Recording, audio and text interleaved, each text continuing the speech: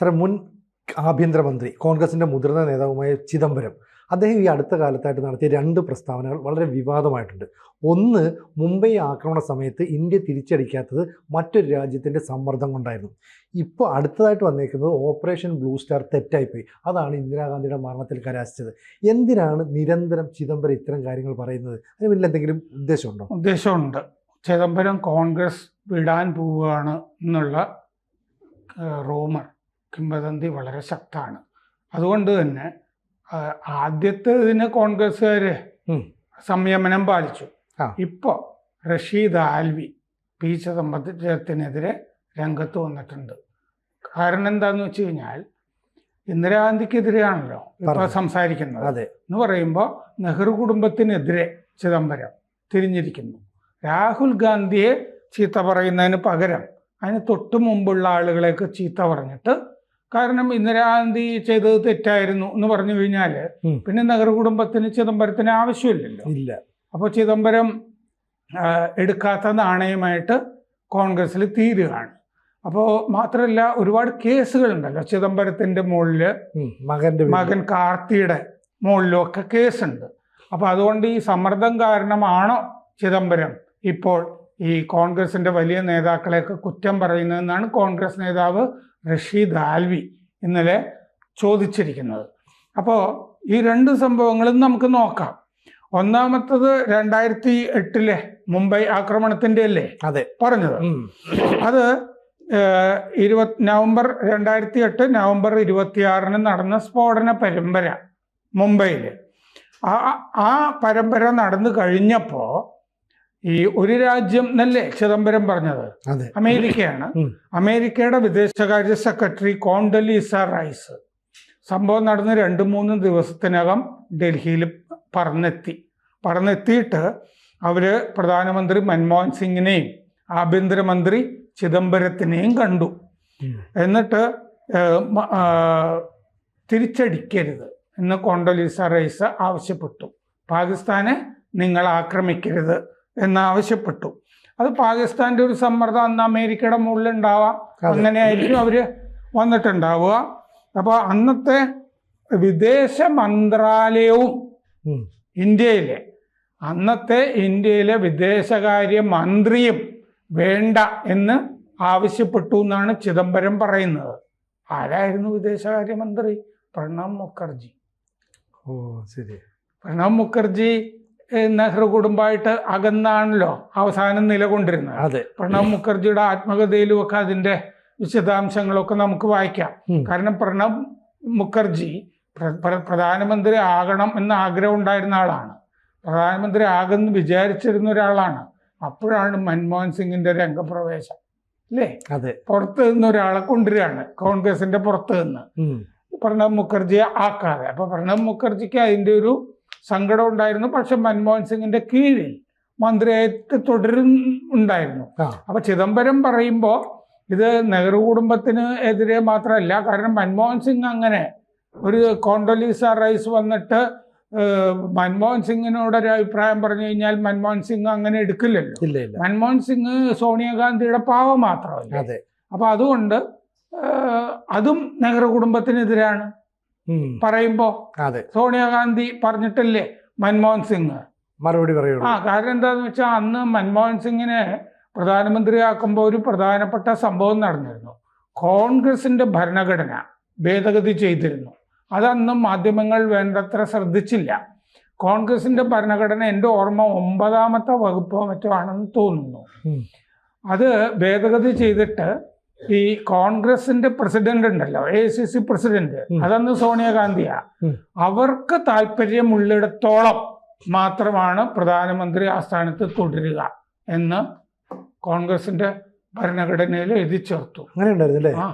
കാരണം ഗവർണർക്ക് ഒരു സംസ്ഥാനത്ത് പ്ലഷർ എന്നാണല്ലോ പറയുന്നത്, താല്പര്യമുള്ളിടത്തോളം അല്ലേ? ഗവർണറുടെ അഭീഷ്ടം ഉള്ളിടത്തോളം ഒരാൾ മന്ത്രിയായി തുടരും എന്നാണല്ലോ ഭരണഘടനയിൽ എഴുതി വച്ചിരിക്കുന്നത്. അതുപോലെ കോൺഗ്രസിന്റെ ഭരണഘടനയിലും എഴുതി വെച്ചു. ഈ കോൺഗ്രസിന്റെ പ്രസിഡന്റിന് സൗകര്യം പോലെ എടുത്ത് മാറ്റാമെന്ന്. എന്ന് പറഞ്ഞാൽ മൻമോഹൻ സിംഗിനെ പോലെ ഒരാൾ പ്രധാനമന്ത്രിയായിട്ട് വന്നു കഴിഞ്ഞാൽ പാവയായിട്ട് ഇരുന്നോളണം എന്നുള്ളതാണ്. അപ്പോൾ സോണിയാഗാന്ധി പറഞ്ഞിട്ടാണ് അന്ന് മറ്റേ കോണ്ടോലീസ റൈസ് വന്നു. പക്ഷെ സോണിയാഗാന്ധി ആയിട്ടാണല്ലോ അവർ നന്നായിട്ട് ആലോചിക്കുക. അതെ, എന്നിട്ട് പ്രധാനമന്ത്രിയെ കൊണ്ട് പറയിപ്പിക്കുക. അതെ, അങ്ങനെയുള്ളൂ. അങ്ങനെ നമ്മള് അന്ന് ഇപ്പോഴൊക്കെ ആണെങ്കിൽ ടക്കയെന്നല്ലേ മറുപടി. പാൽഗാം, അതിനു മുമ്പ് നമ്മൾ ബാലക്കോട്ട് കയറി അടിക്കുന്നതൊക്കെ. ഇതൊന്നും അന്ന് സംഭവിച്ചില്ല. മുംബൈയിൽ ഇത്രയും വലിയ ആക്രമണം നടന്നിട്ട് സംഭവിച്ചില്ല. കോൺഗ്രസിന്റെ തെറ്റാണ് എന്ന് ചിദംബരം പറയുന്നു. വേണമെങ്കിൽ ചിദംബരത്തിന് ഇപ്പോൾ പറയാതിരിക്കാം. പക്ഷെ അത് പറഞ്ഞ ശേഷം ഇപ്പോൾ ഈ ഓപ്പറേഷൻ ബ്ലൂ സ്റ്റാറിലേക്കും കയറി. അതാണ്. അപ്പോൾ പ്രധാനമന്ത്രി അന്ന് ആഭ്യന്തരമന്ത്രിയായിട്ട് ചിദംബരം ഇരിക്കുന്നു. അവര് വന്നു, കോണ്ടലീസ. അവര് ചിദംബരത്തിനോട് പറഞ്ഞു ഡോണ്ട് റിയാക്ട് എന്നാണ് കോണ്ടലീസ പറഞ്ഞത്, നിങ്ങൾ പ്രതികരിക്കരുത് എന്ന്. അപ്പോൾ പ്രധാനമന്ത്രി മൻമോഹൻ സിംഗ് അപ്പോൾ തന്നെ അത് കൺവേ ചെയ്തിട്ടുണ്ട് സോണിയാഗാന്ധിയോട്. അതിൻ്റെ കൂടെ വിദേശ മന്ത്രാലയവും IFS ഉദ്യോഗസ്ഥന്മാരും ഒക്കെ നിലകൊണ്ടു എന്നാണ് ചിദംബരം പറയുന്നത്. 2008 നവംബർ 26 മുംബൈയിൽ സ്ഫോടന പരമ്പര പാകിസ്ഥാൻ നടത്തുന്നത്. ലഷ്കർ-ഇ-തൈബ, പാകിസ്ഥാൻ പട്ടാളത്തിൻ്റെ നിഴൽ സംഘടനയില്ലേ, ലഷ്കർ-ഇ-തൈബയാണ് അത് ചെയ്യുന്നത്. അവിടെ മറ്റേ റെയിൽവേ സ്റ്റേഷൻ, അന്നത്തെ അല്ലേ ഛത്രപതി ശിവാജി റെയിൽവേ സ്റ്റേഷൻ, അവിടെയിലെ അജ്മൽ കസബിൻ്റെ ഒരു ചിത്രം എടുത്തത് വഴിത്തിരിവായത്.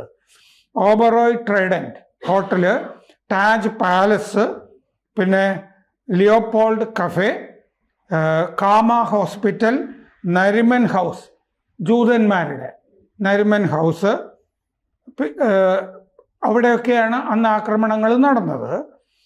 2012 അജ്മൽ കസബിനെ തൂക്കിക്കൊന്നു, മറ്റേ വധശിക്ഷ നടപ്പാക്കി. അജ്മൽ കസബിനെ കൊല്ലരുത് എന്നും പറഞ്ഞിട്ടും ബുദ്ധിജീവികൾ, ഇസ്ലാമിസ്റ്റുകൾ അല്ലേ രംഗപ്രവേശം ചെയ്തു. ഒപ്പൊക്കെ ഒപ്പ് ശേഖരണവും കാര്യങ്ങളും ഒക്കെ ഉണ്ടായിരുന്നു. അപ്പോൾ ഇപ്പോൾ ചിദംബരം പറയുന്ന 1984 ഓപ്പറേഷൻ ബ്ലൂ സ്റ്റാർ തെറ്റായിരുന്നു. അത് ഇന്ദിരാഗാന്ധിക്ക് ആ തെറ്റ് കാരണം ജീവൻ തന്നെ കൊടുക്കേണ്ടി വന്നു. കാരണം സിഖ് അംഗരക്ഷകരാണല്ലോ അവരെ കൊലപ്പെടുത്തിയത്, ബിയാന്ത് സിംഗും സത്നാം സിംഗും. സുവർണക്ഷേത്രം അങ്ങനെ അല്ല തിരിച്ചു പിടിക്കേണ്ടിയിരുന്നതെന്നാണ് ചിദംബരം പറയുന്നത്. പട്ടാളം ഇല്ലാതെ പിന്നീട് നമ്മളത് ചെയ്തു എന്ന്. ഹിമാചൽ പ്രദേശിലെ കസൗലി സാഹിത്യോത്സവത്തിലാണ് ചിദംബരം ഇത് പറയുന്നത്. അപ്പോൾ ഇന്ദിരയുടേത് മാത്രമല്ല, പട്ടാളം, പോലീസ്, ഇന്റലിജൻസ്, സിവിൽ സർവീസ് എല്ലാവർക്കും ഉത്തരവാദിത്വം ഉണ്ടായിരുന്നു എന്നൊക്കെ ഇതിന്റെ കൂട്ടത്തിൽ പറയുന്നുണ്ട് ചിദംബരം. പക്ഷെ തീരുമാനം എടുക്കുന്നത് ആരാ? പ്രധാനമന്ത്രിയല്ലേ. പ്രധാനമന്ത്രിക്കാണ് ഒന്നാമത്തെ ഉത്തരവാദിത്വം. അപ്പൊ റഷീദ് ആൽവി, കോൺഗ്രസ് നേതാവ്, രംഗത്ത് വന്നിട്ടുണ്ട്. ഒരു BJP ലൈനിലാണ് ചിദംബരം എന്ന് തോന്നുന്നു എന്നങ്ങനെ ആരോപിച്ചു. BJPയിലേക്ക് ചേരണം എന്നൊരാൾക്ക് ആഗ്രഹം ഉണ്ടെങ്കിൽ പിന്നെ BJP അല്ലേ ലൈൻ എടുക്കണ്ടേ? പണ്ട് PJ ജോസഫിനെ ഒഴിവാക്കാൻ വേണ്ടിയിട്ട് PJ ജോസഫിനെ CPM ഇടതു മുന്നണിയിൽ പ്രവേശിപ്പിക്കാൻ തീരുമാനിച്ചു. അപ്പൊ അച്യുതാനന്ദനും ആ വിഭാഗം EMSന്റെ വിഭാഗത്തിനെതിരെ PJ ജോസഫിനെ എടുക്കണ്ട എന്ന് പറഞ്ഞു. അപ്പൊ EMS എടുത്തൊരു തന്ത്രമാണ് പള്ളിയെ തള്ളി പറഞ്ഞിട്ട് വന്നാൽ നോക്കാം എന്ന്. പള്ളി തള്ളി പറയാൻ പറ്റുമോ? ഒരു സഭാവാസിയായ ഒരാൾക്ക് ചെയ്യാൻ പറ്റുമോ? അപ്പൊ EMS എല്ലാം കൂടി PJ ജോസഫിനെ എടുക്കാൻ തീരുമാനിച്ചാണ്. VS ഇടംതടിച്ചു നിന്നപ്പോ മറ്റേ ചെങ്ങന്നൂരിൽ PK കുഞ്ഞച്ചന്റെ വീട്ടിൽ വെച്ചിട്ട് ചേർന്ന അവൈലബിൾ സെക്രട്ടേറിയറ്റ് ആണ് ഈ തീരുമാനം എടുക്കുന്നത്. ജോസഫിനെ വേണ്ടാന്ന്. പിന്നെ EMS അതിൻ്റെയും ആളായിട്ട് രംഗപ്രവേശം ചെയ്തിട്ടാണ് ഇത് പറയുന്നത്.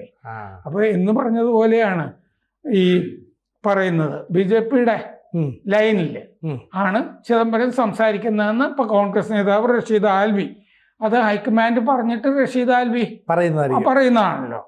അപ്പൊ സമ്മർദ്ദം ഉണ്ടാകാം BJPയുടെ എന്നും റഷീദ് ആൽവി പറയുന്നു.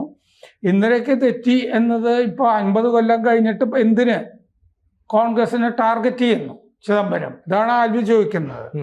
നരേന്ദ്രമോദി ചെയ്യുന്ന കാര്യങ്ങളാണ് ചിദംബരം ചെയ്യുന്നത്. അപ്പൊ നരേന്ദ്രമോദി കഴിഞ്ഞ ദിവസം ഒരു പ്രസംഗത്തിൽ ഉപയോഗിക്കുകയും ചെയ്തല്ലോ ഈ ചിദംബരം തന്നെ പറഞ്ഞിരിക്കുന്നു, ഒരു രാജ്യം ഇങ്ങനെ വന്നു, അന്ന് തിരിച്ചടിച്ചില്ല, നമ്മൾ കണ്ടില്ലേ, നമ്മളിതേ പഹൽഗാമിലൂടെ തിരിച്ചടിച്ചു, ആ രാജ്യം ഏതാന്ന് പറയണമെന്നും ആവശ്യപ്പെട്ടു. അതെ, ആ രാജ്യം ഏതാന്ന് അദ്ദേഹം പറയട്ടെ എന്നും പറഞ്ഞു.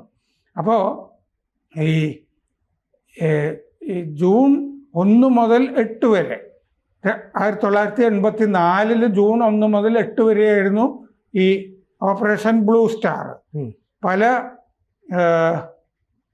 പദവികളും ലഭിച്ച ആളുകൾ ഒക്കെ അതിൻ്റെ അകത്ത് ഉണ്ടായിരുന്നു. അപ്പോൾ ഈ ഭിന്ദ്രൻവാലയെ അവിടെ നിന്ന് പുറത്ത് ചാടിക്കാൻ വേണ്ടിയിട്ടാണ് ഓപ്പറേഷൻ ബ്ലൂ സ്റ്റാർ. 100 കണക്കിന് ആളുകൾ നഗാൽ തക്തിൽ ആണ് ഒളിച്ചിരുന്നത്. അവിടെ ടാങ്കും പീരങ്കിയായിട്ടാണ് പട്ടാളം കയറിയത്. 100 കണക്കിന് മരണങ്ങളുണ്ടായി. ഇന്ദിരാഗാന്ധി 1984 ഒക്ടോബർ 31 കൊല്ലുകയും ചെയ്തു. അപ്പോൾ ഇതിപ്പോൾ ചിദംബരം പറഞ്ഞല്ലോ. ചിദംബരം പറഞ്ഞതിൻ്റെ ഗുണം എന്താന്ന് വെച്ചാൽ, ശിരോമണി ഗുരുദ്വാര പ്രബന്ധ കമ്മിറ്റി ഇല്ലേ, ഈ സുവർണ ക്ഷേത്രമൊക്കെ നടത്തുന്നത്, അതിൻ്റെ ജനറൽ സെക്രട്ടറി ഭായ് ഗുർചരൺ സിംഗ് ഗ്രേവാൾ രംഗത്ത് വന്നിട്ടുണ്ട്. ചിദംബരം സാബ് പറഞ്ഞത് ശരിയാ എന്ന് പറഞ്ഞിട്ട്, ഇന്ദിരയ്ക്ക് തന്നെയാണ് ഉത്തരവാദിത്തം, മറ്റുള്ളവരൊന്നും ഇതിൽ കൂട്ടിക്കെട്ടേണ്ട കാര്യമില്ല, പ്രധാനമന്ത്രി എന്നുള്ള നിലയ്ക്ക് ഇന്ദിരാഗാന്ധി തന്നെ തീരുമാനിച്ചതാണ്.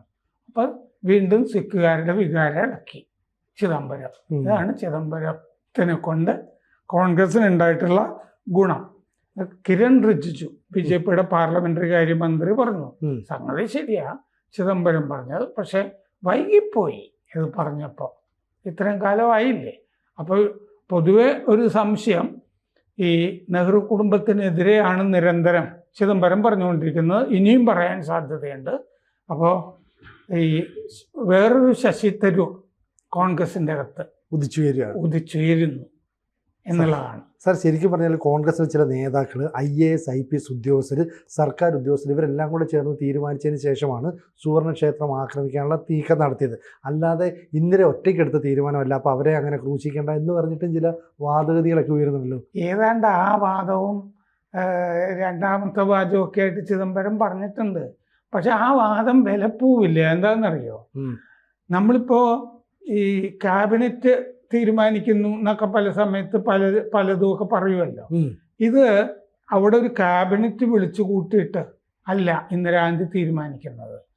അടിയന്തരാവസ്ഥ പ്രഖ്യാപനം തീരുമാനിക്കുമ്പോഴും ഇന്ദിരാഗാന്ധി ഒറ്റയ്ക്കല്ലേ തീരുമാനിക്കുന്നത്. എപ്പോഴും പറയുന്നത് മന്ത്രിസഭയുടെ തീരുമാനമാണെന്ന്. മന്ത്രിസഭ വിളിച്ചു കൂട്ടിയിട്ടല്ലോ തീരുമാനിക്കുന്നത്, അവർ പിന്നീട് അത് അറിയിക്കുന്നല്ലേ ഉള്ളൂ. പറച്ചിൽ വരുമ്പോൾ മന്ത്രിസഭാ യോഗത്തിന്റെ തീരുമാനം എന്നൊക്കെ പിന്നീട് പറയുന്നു എന്ന് മാത്രമേ ഉള്ളൂ. അപ്പോൾ ഓപ്പറേഷൻ ബ്ലൂ സ്റ്റാർ ബാക്കിയുള്ളവരുടെ സമ്മർദ്ദം കൊണ്ട് അവരെടുത്തല്ലോ, അവരെടുത്ത തീരുമാനമായതുകൊണ്ടാണ് അവരുടെ സിഖുകാരായ അംഗരക്ഷകരെ അവരെ കൊലപ്പെടുത്തുന്നത്. അവരുടെ വിവരവും അങ്ങനെ തന്നെയാണ്. അതിൻ്റെ ഉത്തരവാദിത്വം അവർക്കാണ്. കാരണം പ്രധാനമന്ത്രിയാണ് അന്ന് പട്ടാളത്തിനോട് ചെല്ലാൻ പറയുന്നത്. ഇന്ത്യയിലെ പട്ടാളം എന്ന് പറയുന്നത് പാകിസ്ഥാനിലെ പട്ടാളം പോലെ അല്ലല്ലോ. പട്ടാളം തന്നെത്താനെ തീരുമാനിക്കുകയല്ലോ, സിവിൽ നേതൃത്വം ആണ് ഇവിടെ തീരുമാനിക്കുക. അതുകൊണ്ട് പ്രധാനമന്ത്രി പറയുമ്പോഴാണ്, എല്ലാ സേനയുടെ മേധാവിയായിട്ട് നിൽക്കുന്ന ആള് രാഷ്ട്രപതിയാണ്. പക്ഷെ ഇന്ദിരാഗാന്ധിയുടെ കാലത്തൊക്കെ രാഷ്ട്രപതി നോക്കുകുത്തിയല്ലേ, പിന്നീട് പറയല്ലേ ഉള്ളൂ. ഇന്ദിരാഗാന്ധി പറഞ്ഞിട്ടാണ് പട്ടാളം പോകുന്നത് അങ്ങോട്ട്. അപ്പോൾ ഇന്ദിരാഗാന്ധിക്ക് തന്നെയാണ് അതിൻ്റെ ഉത്തരവാദിത്വം എന്ന് ഈ ഗുരുദ്വാര പ്രബന്ധ കമ്മിറ്റിയുടെ ജനറൽ സെക്രട്ടറി പറഞ്ഞു കഴിഞ്ഞല്ലോ. അതെ. അപ്പോൾ ചിദംബരത്തിന്റെ ഉദ്ദേശം നിറവേറി. സിഖുകാരെ ഒന്നുകൂടി ഇളക്കി. അപ്പോൾ അതുകൊണ്ട് കോൺഗ്രസിൻ്റെ അകത്ത് തെറ്റുകൾ, ശശി തരൂർ ചെറിയ കാലം സഹമന്ത്രിയായിരുന്നു എന്ന് മാത്രമല്ലേ ഉള്ളൂ. ചിദംബരം അങ്ങനെയല്ലല്ലോ. ഉള്ളിലെ ആളാ ധനമന്ത്രി, ആഭ്യന്തരമന്ത്രി മാത്രമല്ലല്ലോ, ധനമന്ത്രിയായിരുന്നു. ബജറ്റുകൾ അവതരിപ്പിച്ചിട്ടില്ലേ. മികച്ച അവസരങ്ങളൊക്കെ കിട്ടിയ വ്യക്തി കൂടിയാണ്. അപ്പോൾ ആകെ ചെയ്യാവുന്ന രാഹുൽ ഗാന്ധിക്കൊക്കെ വന്നിട്ട് ഇനി ചിദംബരം ചെയ്ത വൃത്തികേടുകൾ എന്ന് പറഞ്ഞിട്ട് കുറെ കാര്യം. കാരണം ബജറ്റ് വിറ്റ ഒരാളാണ് ചിദംബരം.